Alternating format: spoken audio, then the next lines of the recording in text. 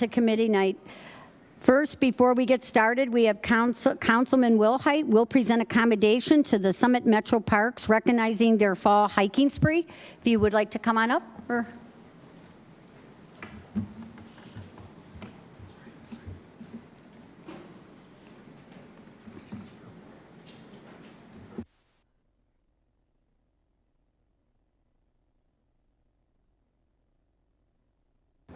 Thank you, Pasla. Appreciate it.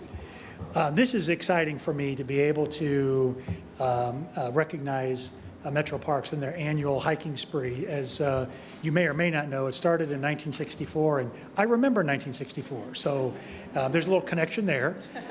I was a little smaller then, but I remember it. But no, seriously, tonight we want to recognize Metro Parks for one of the most important quality of life things that we have going in the county. It's proven itself over and over and over again to be a real gem for anyone that lives here in the county, and it certainly showed its value during COVID because it was one of the very few places folks could go and still be a family, still do things, but be outside and following the rules of what happened to us during COVID. So this is really a treat to be able to recognize the fall hiking spree. And I am going to read it because it's not that long and it's really cool stuff. Whereas in 1964, Summit Metro Parks initiated its first fall hiking spree. That event marked the beginning of a beloved tradition inviting residents to hike 7 different trails in 2 months. A total of 1,530 hiking staffs were awarded in the first year to those who completed their hiking spree, collecting ranger signatures on their typewritten forms along the way. And whereas today, hikers earn spree rewards by completing 8 hikes on designated trails between September 1 and November 30, hikes can be completed on a person's own schedule and at their own pace. First-year hikers can earn a hiking staff and shield. Returning hikers earn a new shield. Spree rewards are free for Summit County residents, and each year an estimated 150,000 people participate in the spree. In 2024, there were 13,874 spree finishers. And whereas participants over the years have hiked many trails that may be familiar to visitors today, such as Chestnut Trail at San Juan Metropolitan Park and Red Wing Trail at Firestone Metro Park. And whereas decades later, hikers of all ages continue collecting shields and memories throughout the fall hiking spree. With the program in its 62nd year, Summit Metro Parks continues to celebrate the countless memories made by families, friends, and community. Now, therefore, be it known by all and declared by the Council of the County of Summit, State of Ohio, that this council commends Summit Metro Parks on its fall hiking spree and its positive impact on the health and wellness of so many. We urge all citizens to join in celebrating this outstanding annual community tradition on this 3rd day of November in the year 2025. So, congratulations, you guys. Very cool, very cool. What's exciting about this is my wife and I's 32nd year participating. We started when my daughter Katie was born. So, and they also do the little 4-legged friends. So our little girl's got 3 years under her belt. So, so congratulations. Nice. Thank you so much. Do you want us to move out of the way? Do you want us to move over a little bit? Sure. Yeah. Thank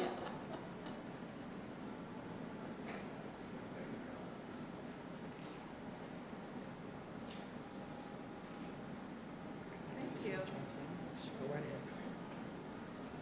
You're welcome to take that with you. Thank you so much. Thank you, Council. This is an amazing honor for us. We have done just an incredible amount of research just to make sure that we could say we are the longest standing spree of its type in the nation, and we couldn't find anybody anywhere close. So we do believe that we're the longest standing hiking spree. So it's a joy for us. It's a joy for our public. The traditions that happen in the Metro Parks, this is a very strong one and one that we hear about every year, and we love to record those stories. So we thank you so much. What a great honor. Appreciate it.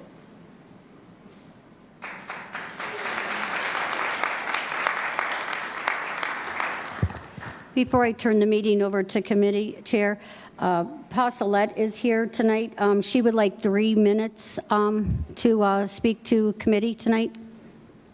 Paulette, remember 3 minutes. Here's this. Is it there now? Okay. Yeah. You're talking to a preacher for 3 minutes. Good evening, everyone. I've been missing you all while I've been doing other things. And for those who are watching and viewing and those in the room, please do not forget to vote. Tomorrow is election day. Please encourage people to vote. It's not just a right, it's a responsibility. A person's vote is the person's voice. For Resolution 2025-298, you may have viewers that are watching that would like to invest in you financially in what you're doing, but when you have language like various, it's very vague. So I ask that you would explain a little bit more publicly as to what various means, and in case you have investors that would like to participate in your process. For 2025-302, an on-site drug screen testing in the Court of Common Pleas General Division. My question to you is, what are we really going to do about the drug testing since marijuana and vaping shots are being put up everywhere? People are going to test positive on a regular with marijuana in their system. And I would like to see us get to the root of why these people need marijuana so they don't have to be on probation and have to continue this recidivism. For 2025-304 and 305, I support it. I'm just concerned about it.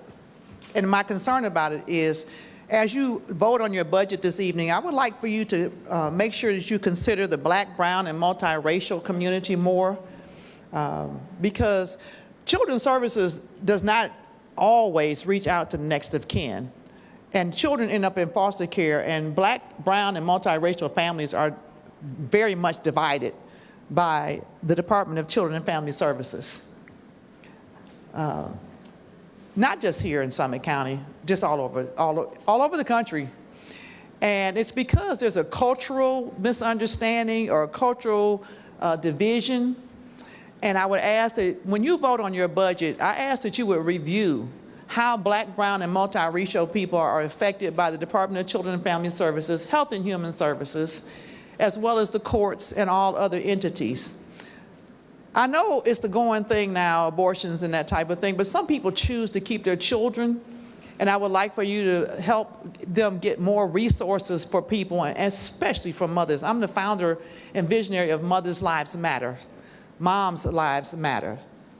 And the mother is always the blame, but never the cure, and mothers need resources.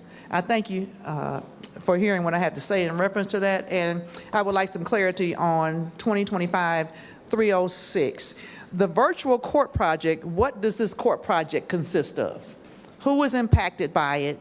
And for the public and for my understanding, a virtual court project, that's also very vague language, and you may have people that may want to participate and help you with what you're doing, but when you use vague language, I have a degree, one of my degree emphasis is in English, so words are very powerful to me.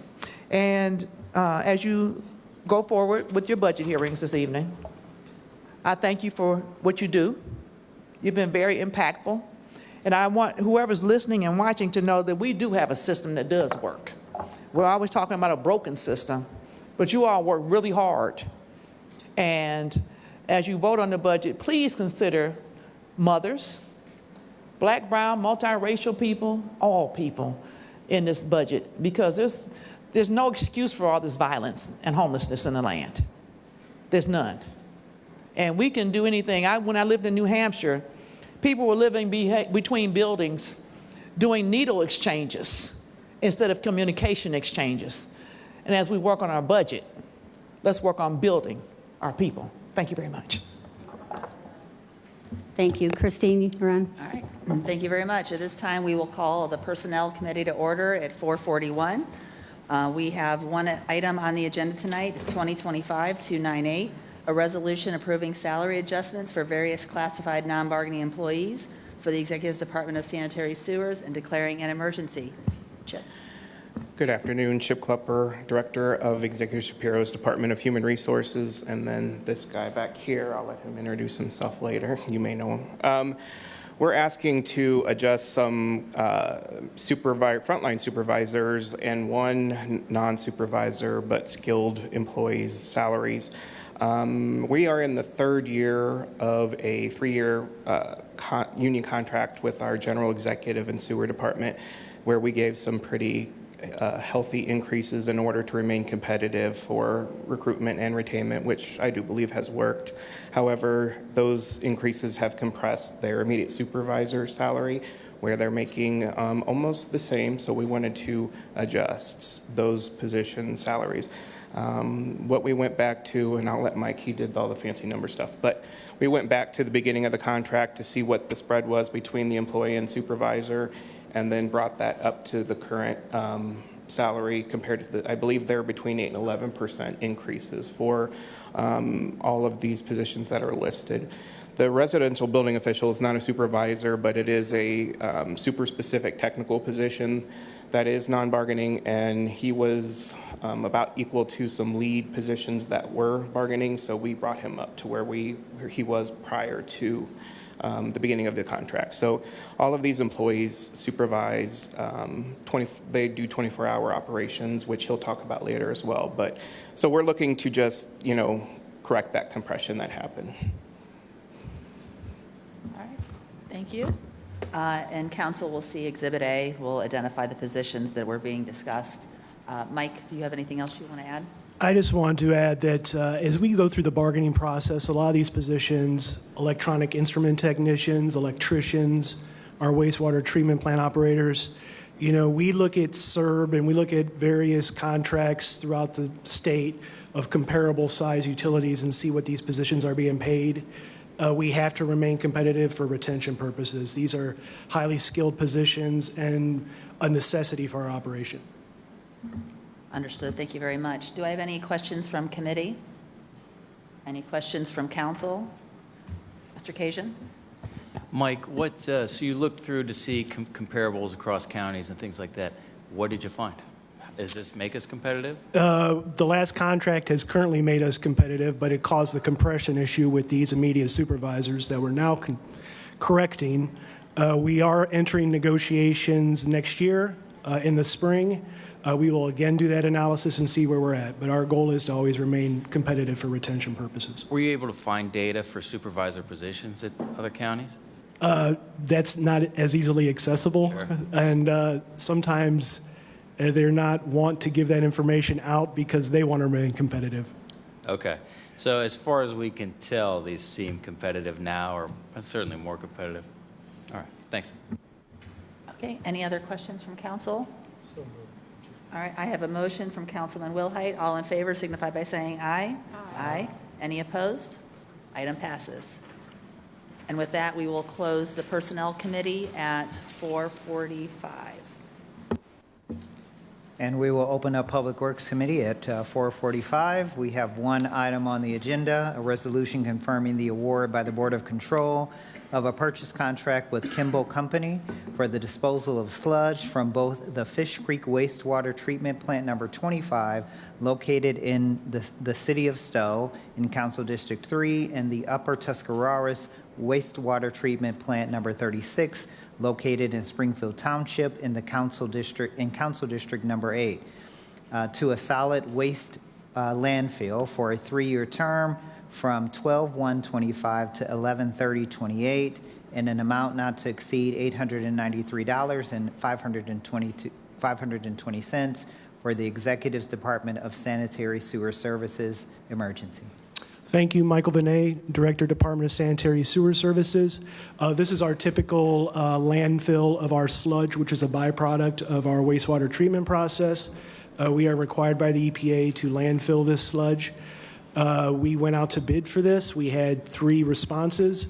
We actually had one landfill that was slightly lower in their response. However, they are much further away, and the internal trucking costs would have driven the 3-year price higher than what Kimball offered.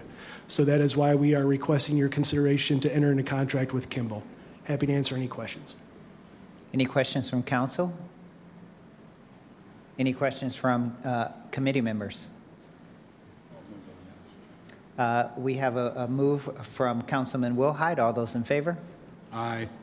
Opposed? Motion carries. Thank you. Oh, Excuse me. I'm oh, sorry. I'm sorry. Okay. Councilman Schmidt. Councilman Schmidt, sorry. All those in favor? Aye. Opposed? Motion carries. Any other business in front of the Public Works Committee? Then I adjourn the meeting at 4:46. Planning and Economic Development will open at 4:46. Our first item tonight is 2025-300, a resolution authorizing the executive to execute a 5-year contract with the Akron Summit Convention and Visitors Bureau to provide the services of a convention bureau to promote Summit County as a location for holding conventions and to further its portion of the annual proceeds of the lodging excise tax for the executive and declaring an emergency. And we have Mr. Mervis here. Thanks.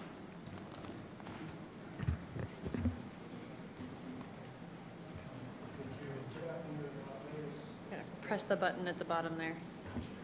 Good afternoon. As identified, my name is Greg Mervis. I'm president of the Akron Summit Convention and Visitors Bureau and the John S. Knight Center, and I appreciate the opportunity to appear for you today.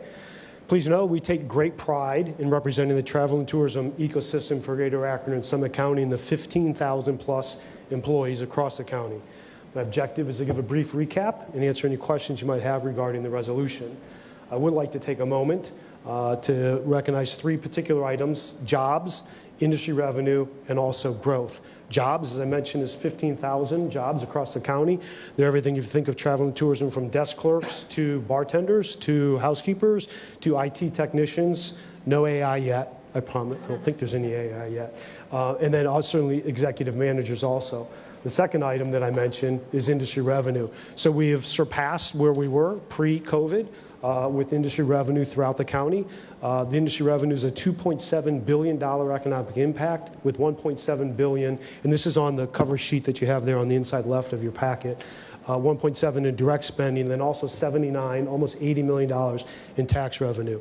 And then growth. As I mentioned, we're above pre-pandemic levels. We're now representing 64 hotels throughout the county, 274 event spaces, and 182 sporting venues, pretty much in every corner of the county, excuse me. Since this is a 5-year request and it is not a sprint, it is a marathon, we know that every day we strive to be better, to continue to evolve, to be excellent stewards of the funds that you provide. And for the last note, for the past 13 years, we have had a state audit, and we've had an unqualified opinion, which is a great thing, as you know, on all 13 of those state audits for the past 13 years. With that said, I would like to ask you each for a favorable response to this resolution, and I'm certainly happy to answer any questions. Does anyone have questions for Mr. Mervis? Would council as a whole like to go on? Okay, great. Can I have a motion? I have a motion from Mr. Wilhite on 2025-300. All those in favor, please signify by saying aye. Aye. Any opposed? The ayes have it. Thank you, Greg. Economic Development will close at 4:48.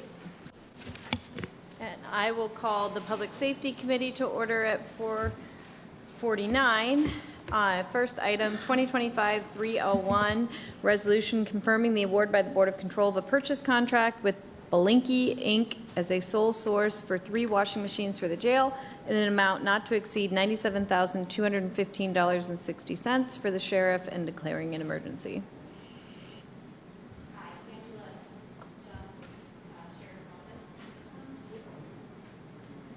So, there we go.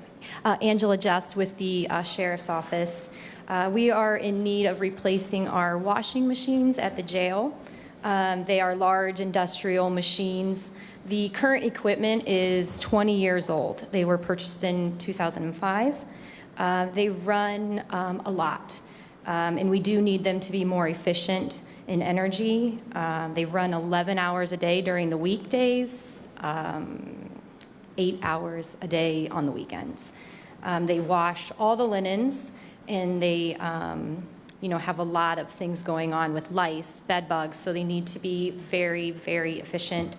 And there is a 10-year warranty on this equipment. Happy to answer any questions you may have. Are there any questions on this one? Yes, Ms. McKinney. How often do the linens get washed for an inmate? Well, it depends which housing unit they're on, depending on their rotation. But the linens are, the machines are washing all day long. So again, it just depends when that particular housing unit is on the washing rotation. They try to pass their new linens every day. Okay. Thank you. You're welcome. Are there any other questions? Okay.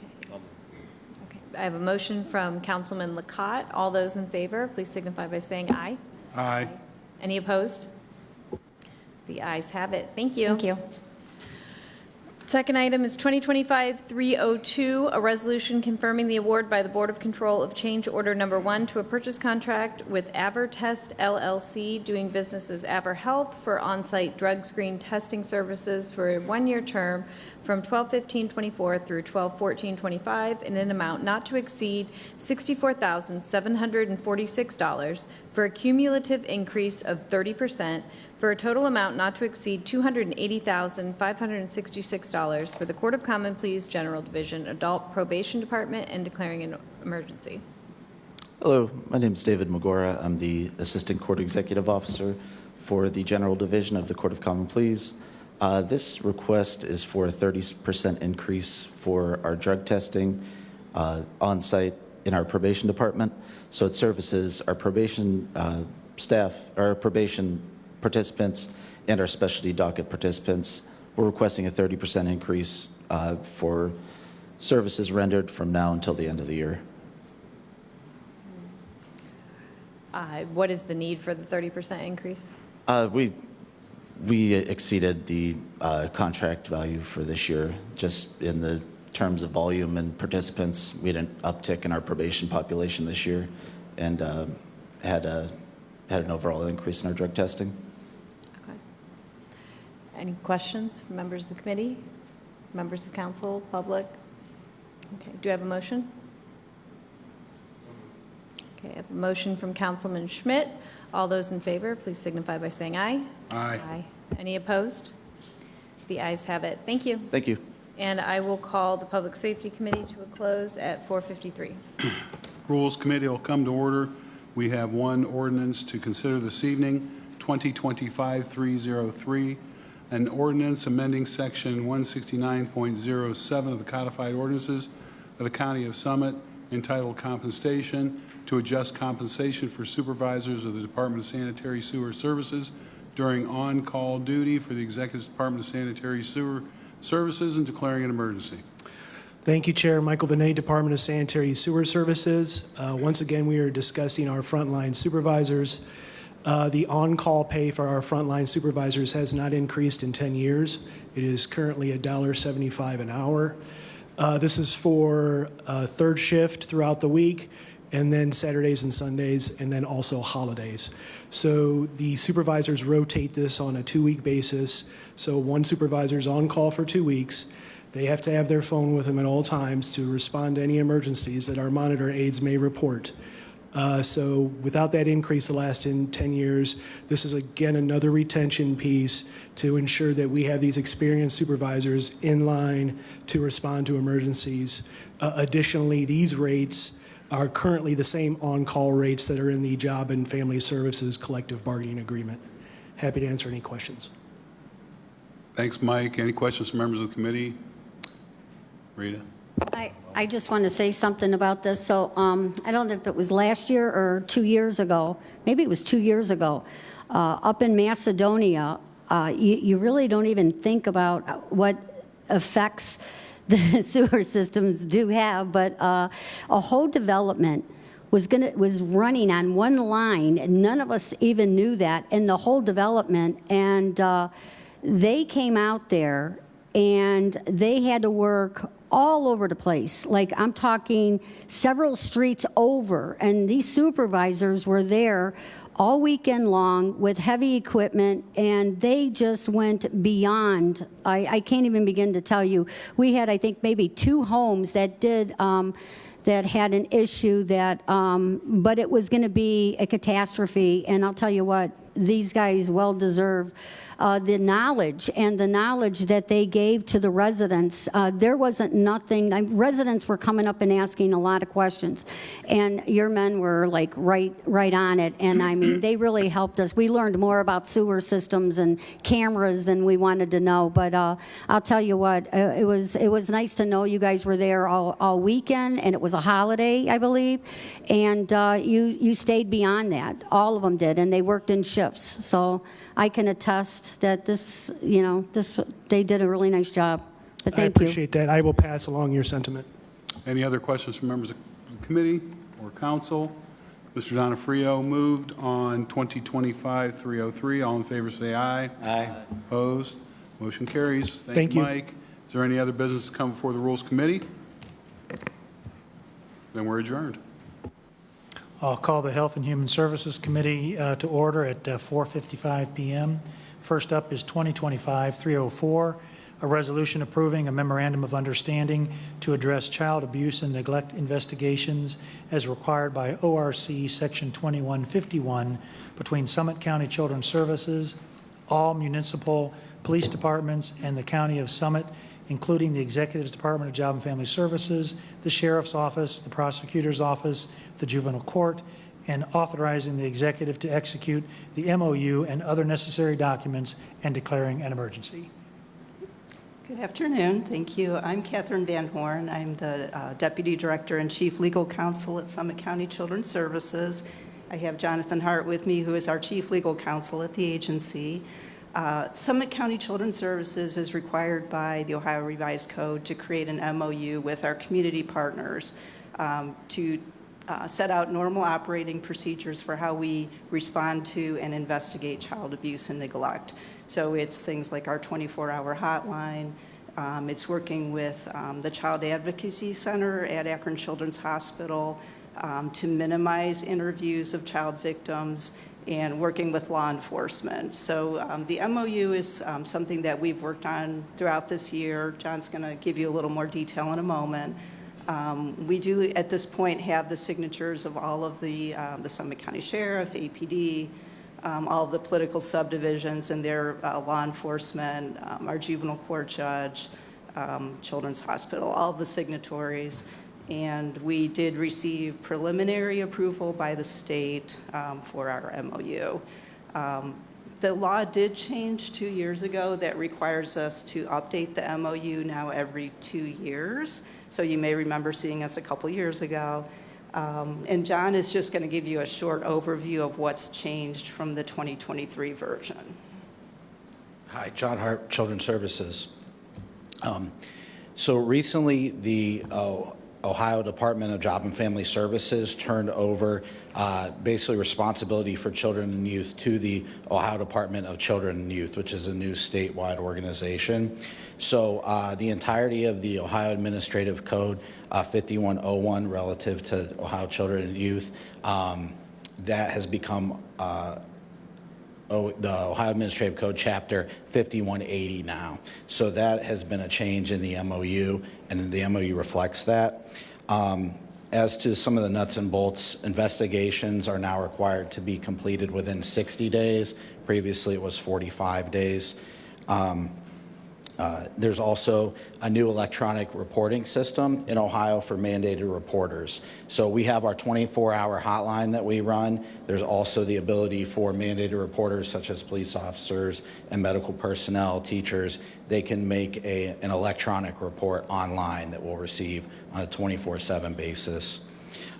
Lastly, we do have the ability now to enter into voluntary custody agreements with parents rather than the involuntary process of filing in court. So when that's appropriate, that establishes a better working relationship and cooperative kind of environment with the parents, which is what we're trying to do, keep families together ultimately, and then otherwise making sure children and children are safe in the community. And those are the highlights of the changes. Thank you. Any questions from members of the committee? Members of council? May I have a motion? Mr. Ford moved on 2025-304. All those in favor? Opposed? The ayes have it. Thank you. Appreciate you being here. Next up is 2025-305, a resolution declaring November 22, 2025 as National Adoption Day in Summit County, raising awareness about the need for permanent families for children in foster care, recognizing our children and the joy they bring to their adoptive families, and encouraging Summit County residents to secure safety, permanency, and well-being for all children by considering becoming a foster to adopt family for the executive and declaring an emergency. Judge. So thank you. We get to do adoptions in probate court, which is the rainbow that appears after CSB has to do the child abuse and neglect. Today was adoption day in our court. We had a family of 4, 2 sets of twins who were adopted by one family who had been taken, fostered, returned, and then unfortunately fostered again. And today was their adoption day. So we have 2 beautiful sets of twins who got so emotional, they were so happy they cried. You know, these are 8 and 9-year-olds. I mean, I don't want to discuss what their life was like, but they're there for these kids, and we celebrate adoptions at least twice a month, but we look forward to really kind of having a big bang in November. Go ahead. Hi, Tracy Mayfield. I'm the Director of Protective Specialized Services at Summit County Children's Services. We currently have more than 800 children in our custody. 175 of those are in permanent custody awaiting adoption. Unfortunately, at this time, 64 of those children do not have a plan for permanency. Over the last several years, we have had over 75 children adopted each year. We are on course to do that again this year. 52 adoptions have been finalized through the end of September, and we have many more scheduled throughout this month and into December. Thank you for what you do. It's a very, very important service for our community. We really appreciate all that you do for the children that are in your program. Thank you. Can I just add too, yes, the fact Judge. that there are so many kids who need foster families is something we try to highlight during National Adoption Month. So it's not just, hey, let's celebrate what we did. Let's talk about an issue that faces all of our kids here who don't have a permanent family. So that's the secondary part of it. So we appreciate your consideration of this resolution. Thank you so much. Council as a whole? Great. May I have a motion? I have a question. Thank you, Mr. Chair. I know that you make a deliberate and concerted effort to find foster families, and you've been doing that. How are we doing with the amount of foster families we're finding? Are the efforts being rewarded by finding more families? We are still kind of lagging behind. We have about 135 foster homes currently, our own Summit County foster homes, yet we still have over 800 kids in custody. So as you see, those numbers are not equal. So many of our kids are unfortunately placed outside of Summit County. We do have several work groups at the agency right now focusing on the placement crisis that we are in, and doing additional efforts to recruit licensed foster homes. Also, amping up our efforts for family search and engagement. We do always look for family as our first option for placement. So we are doing some great work with family search, trying to locate relatives, trying to work to expedite international or interstate compacts for placement of kids that we find relatives out of state. So we're looking at all of those avenues to make sure that we are addressing the needs of the kids right here in Summit County. Thank you. And then the number of children that are in need of foster care, has that increased? We've stayed pretty stable over the last couple of years. We've been in the 800 range. We are a little lower this year than we were about a year ago. We've been, as high as about 870. We're probably about 820 this week. Well, thank you for all of your efforts and Thank you. trying to give good and safe care to our children of Summit County. Thank you. And if any of you would like to host them to come to one of your meetings, I'm sure they would be delighted to come and talk to your constituents about the joys of fostering and adoption. Judge, I was just going to ask, what is the biggest challenge? Obviously, it's a big ask for somebody to do that. Sure. But is it a situation where maybe more announcing that the program is out there would be helpful? People maybe not know about it? What would be the best way we could help? All of the above? Yes. We host informational meetings virtually for folks to get information about becoming a foster parent. We, do speak wherever we can. We, try to find places where we can send out the information. There's been billboards and social media posts, alerting the need. And it's a need throughout Ohio, so you may see some that are, statewide and some that are focused just specifically on Summit County. Okay. I mean, everybody wants a baby. And these kids, it's just, it's a rare baby that comes through this way. So you have children who've had difficulties and that's in their family life, which is why they're in this situation through no fault of their own. And there are families who are reluctant to take that on. I mean, if you really think about what that could mean, it's hard to convince people that this is worthwhile. But I will tell you, if you want to visit Adoption Day, the joy in that room makes up for a lot of discussions about sludge and sewage, for example. No disrespect. No offense, Mike, no offense. Yeah. Any questions? Brandon? So when does adoption days, when do they occur? Every other Monday. Every other at Monday? 1:30. Okay. They are confidential, but if you let us know we're coming, then, you won't be able to take any of the paperwork with you. But course. you can experience that moment, which is, it's great, isn't it? It is. It really is. Okay, thank you.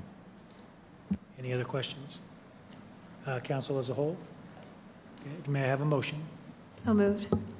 Ms. McKinney moved on 2025-305. All those in favor? Aye. Opposed? The ayes have it. Thank you. you both very, very much. That is the last item on our agenda, so I will close Health and Human Services at 5:06. Finance, we have one item at 5:07, 2025-306, a resolution confirming the award by the Board of Control of a purchase contract with CDWG at Omnia Cooperative Pricing for Zoom licenses for the virtual court project and county operations for a one-year term from 11/24/25 through 11/23/26 for a total amount not to exceed $123,504 for the Office of Information Technology and declaring it an emergency. Stephen Byrne, Office of Information Technology. So as the description mentions here, this is really for all the Zoom software licensing. So this is all the video conferencing for the staff. One of the important pieces is the virtual courtroom. So it's all the room licenses and everything that goes along with that project. Committee questions? Just one question, Steve. Yes. Is there a training course in there for operating these mics? Do we have that in the mix? We could come up with something, I'm sure. Thank you. Okay, Councilwoman Walters moves on 2025-306. All in favor? Aye. Opposed? Motion carries. And I will close finance out at 5:08. We're going to open up budget hearings now. We have probate court tonight, juvenile court, developmental disabilities board, law library resource board is here as well. Mr. Donofrio, you're on.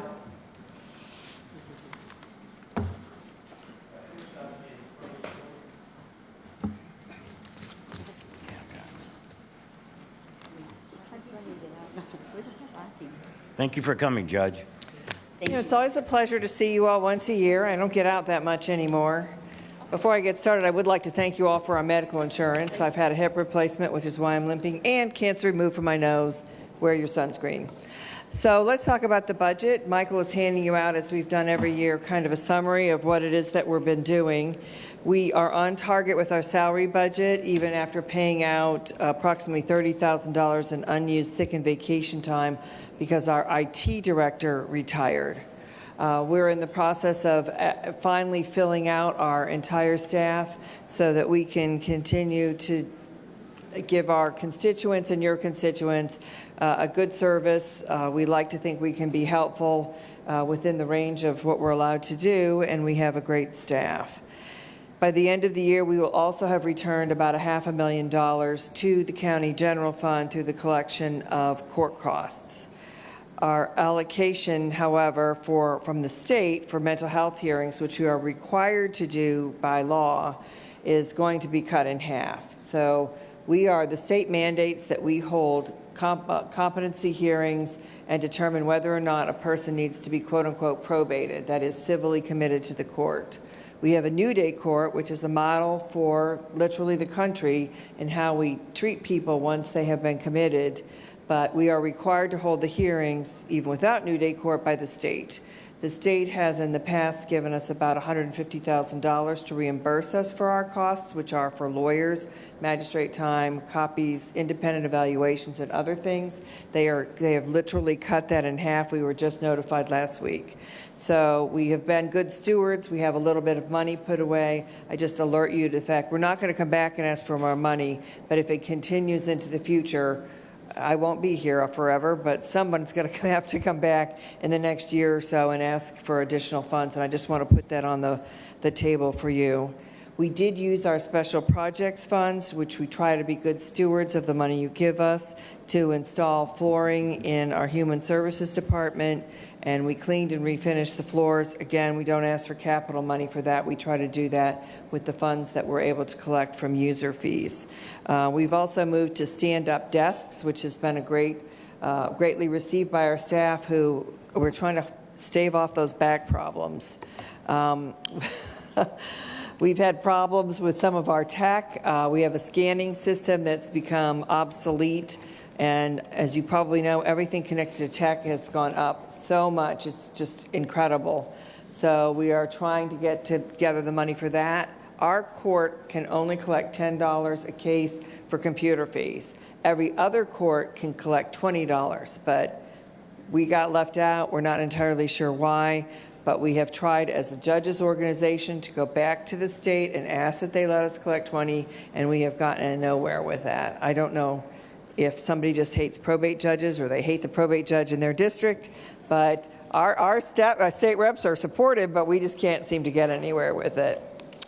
New Day Court, I mentioned, it's the court for people who've been committed.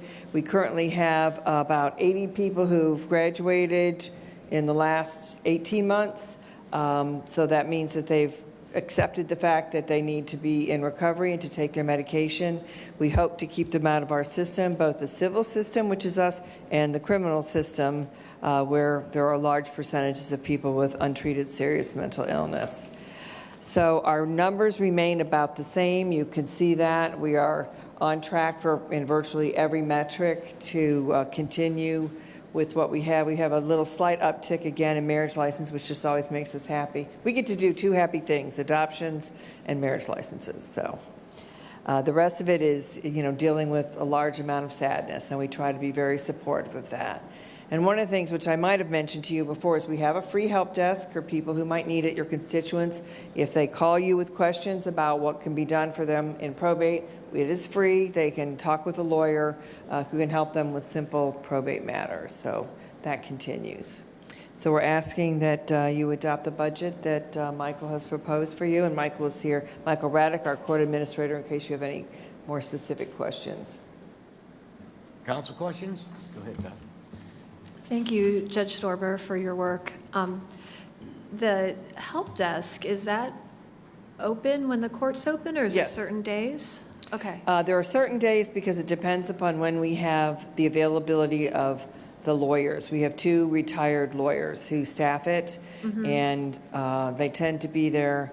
I'm pretty sure Wednesday mornings we have somebody there, but it's easy enough to call and make an appointment. They get a half hour.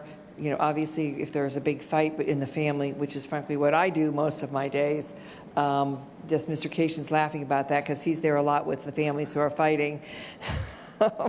But they're there to help with simple matters, and they're readily available. And if you have anyone, they can call, and anyone who answers the phone can make an appointment for them. Oh, okay, so Yeah. someone would make an appointment? Yep. All right. Yep. Thank you for leading that. No, it's a pleasure, really. And I'll just wanted to add my thanks. Your staff went through a probate process this year, unplanned, as most of them are, Yeah. but your staff was so helpful. So Thank thank you you. very much. I love to tell them that people have said that. The only drawback to my staff is we have candy all the time, which is just bad. Any other questions? Thank you, Judge. Thank you very much. Next up, Juvenile Court. Judge, thank you for coming. Thank you for having us. As usual, I am going to let Bob lead us off. I'll have a few remarks and then be happy to answer any questions. Good evening, Bob Bickett from Juvenile Court. The 2026 budget really stays the course from 2025. Most of the line items remain the same. Small increases in salaries and benefits, all within the parameters set forth by the Executive's Office. So if there's any questions as far as any particular line item, I'd be happy to answer them, but it's really no surprises from 25 to 26. Questions, counsel? And I just want to say that for all the fun things that Judge Stormer gets to do, I'm the one that has to do the unfun things to make those children available for adoption. I know this doesn't have much to do with the budget, but I just want to take a moment to let you know how hard my staff works every day. There's not a single person that's not there because they care about what happens with children and families. And so you're allowing us to continue to offer them a competitive salary, and increases as necessary is very much appreciated by all of them. We've got a couple of projects in the hopper for the coming year. We did have someone from the Supreme Court come and do a security assessment of the building to make sure that it's safe, and we've done some upgrades with the camera system to make it easier for the deputies to monitor things at the court, and I'm very grateful for that. We'll be working very hard over the next year to get everything ready and cleaned up for whoever my successor might be beginning in 2027. But I'm really grateful for the hard work that our staff has done and for the support we receive from the county, both the executive and this council, to do the work to make life better for kids and families in Summit County. Happy to answer any questions. Judge, I'd like to thank you for the juvenile expungement program you did this year. It was really nice. A lot of turnout. Thank you for that. Yeah, it was nice because I think a lot of people suffer from the misconception that once they turn 18, their juvenile record magically disappears. And, we owe a debt of gratitude to the prosecutor's office, the sheriff's department, and the legal defenders for working with us to make sure that we can get those sealings and expungements through, so people that have earned the right to have their record sealed and expunged have the assistance to be able to do that. Okay, thank you, Judge. Thank you.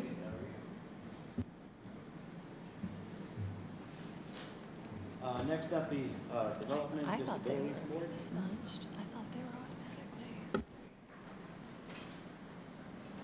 Good afternoon, council members. Lisa Kamlowski, and I have Myra Posna with me tonight as well. I'm superintendent for Summit DD. Myra is our fiscal director. We're here to talk about our 2026 operating budget.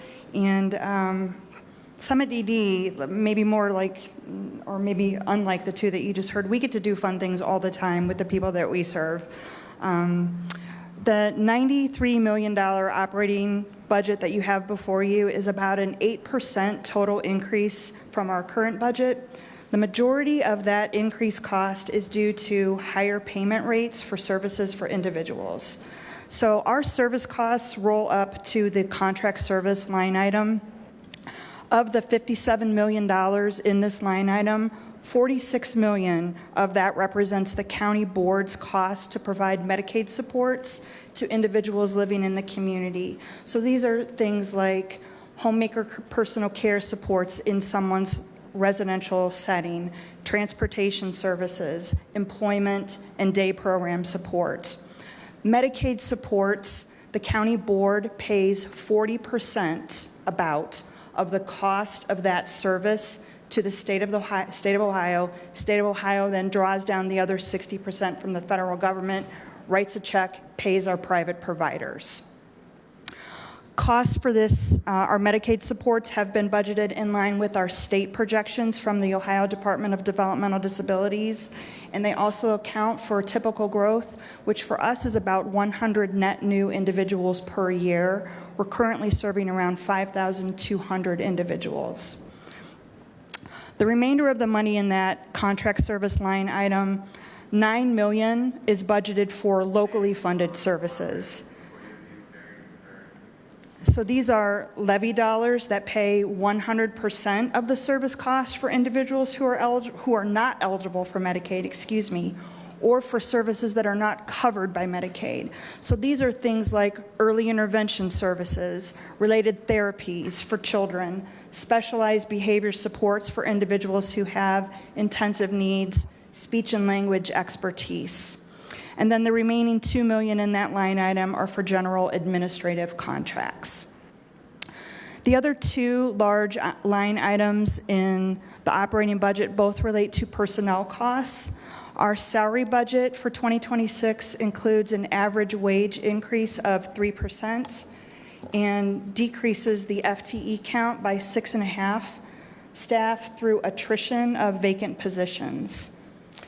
And the employee benefit line item includes a 6% increase in the cost to provide medical insurance. The expenses in all other line items, advertising, supplies, travel, miscellaneous, and equipment, are all decreased from our current year's budget.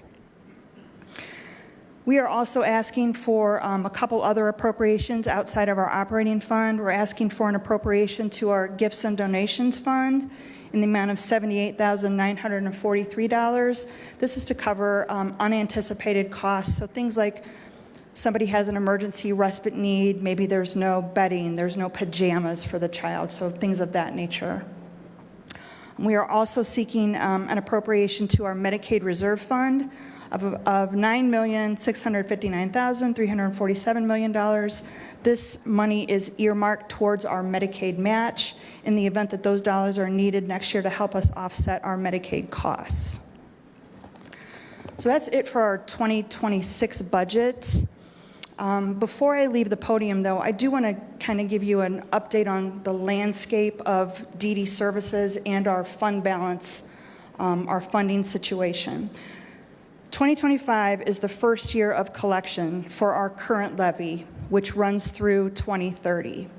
This levy was approved in 2023. So after approval, but before collections in 2024, the Ohio legislature made sweeping changes to that increased the payment rate for Medicaid services. They increased those payment rates by 38%. At the same time, the Ohio Department of Developmental Disabilities was making permanent certain enhancements that the department put into place during COVID that have resulted in higher service costs for our DD service delivery system. And the impact of those changes has been more than a 50% increase to the cost of services. So Summit DD went from a $26 million Medicaid bill in 2022, the year before we went on the ballot, to this year a $45 million bill for Medicaid match. We recently requested and you approved a $4.6 million increased appropriation to our Medicaid cost line item to pay for those increased costs that we are experiencing in our DD system of care. Summit County DD anticipates ending this year with a deficit of almost $12 million in the first year of our levy cycle. So we're currently using our reserve funds to meet the funding gap, but we are in an unsustainable deficit spend position. This is not just Summit County, this is happening across the state. We are certainly not alone in this situation. The timing for us, though, is precarious because of our levy cycle. So moving forward, our board is taking proactive steps to maximize the impact of these limited resources by making some program and staffing adjustments now to protect the long-term sustainability of those most critical services that I just mentioned in terms of supporting individuals in the community, early intervention, and things of those natures. So one of the things that our board has done includes reducing the level of support and assistance that we currently provide to certain community and provider organizations, along with a concurrent reduction of 29 Summit DD staff positions to be effective in the first quarter of 2026. So these changes are expected to generate approximately $3 million in annual savings beginning next year through the remainder of the levy cycle, accumulating approximately a $20 million savings over the life of our levy. Now, these actions are not a complete solution to our long-term funding challenges, but it does give us more time and flexibility to maintain these essential services and work with you and our other county partners to plan strategically as we continue to monitor our revenue and expenditures and make adjustments to position us towards our next levy in 2029. So stop talking. I'm sure you have questions. Lisa, you mentioned how many reduction in staff in the first quarter? 29 positions. How impactful is that going to be in terms of delivering services? Are these folks that are just retiring out of the program? Are these frontline folks right now? What's the impact of that big of a Sure. increase? So, Mr. Wilhite, unfortunately not. These are not folks that will retire out. The salary budget that you have before you does not include this reduction of 29 FTEs. So the salary budget that you have before you includes every single position that we were able to attrit. But in order to generate this additional savings, we unfortunately had to issue layoff notices, which we have already issued with an effective date of March 1st, 2026. Now, most of the positions impacted, some of them are in our community-facing spaces. So some of the work we do with child care centers, some of the specialty services that we provide around transition support or specialized work experiences, those kinds of things should not have an impact on families. We tried really hard to minimize the impact on families, and the reason that we took these actions now is that so families will continue, that we will continue to have the funds available so that families can get the support that they are expected, that they're used to getting, that they expect to receive, and that people coming in the front door who have immediate needs, that we're still in a position that we can meet those immediate needs. And that's where we are. We are still in a position where we can meet the immediate need of what we anticipate 100 new entrants coming to Summit DD next year needing service.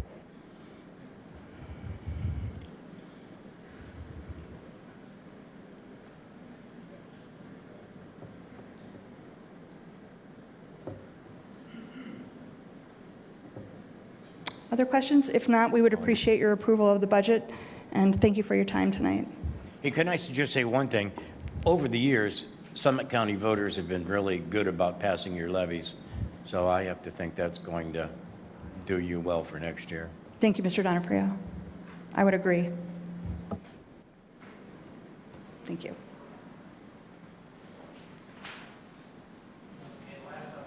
Last up is the Law Library. Hi, I'm Amber Barnhart from the Law Library. So we are not funded by general fund money. We're funded by fines and fees from certain traffic tickets. We recently launched our website, relaunched the website. Our previous one was very basic. We've tried to update information. We have members that we also receive funding through payments to attorneys that are members, and we provide legal research for them, and they can come up and use the computers. But we're also open to the public, so the public can come up to the library and use our services. And what we were noticing is there were a lot of people that would call in with questions, but never actually came into the library because it's located in the courthouse, and maybe getting there was an issue. So we developed a self-help page this year to help spread information about legal services that people could access. We have a clinics calendar for the legal clinics in the area that are available, that we've seen upticks in traffic of people using that are hopefully getting them into like the expungement clinic at the juvenile court or other clinics offered locally. And we also have topic-specific pages to direct people to resources for the courts or other legal community or legal help options for people in that area. Are there any questions about our budget?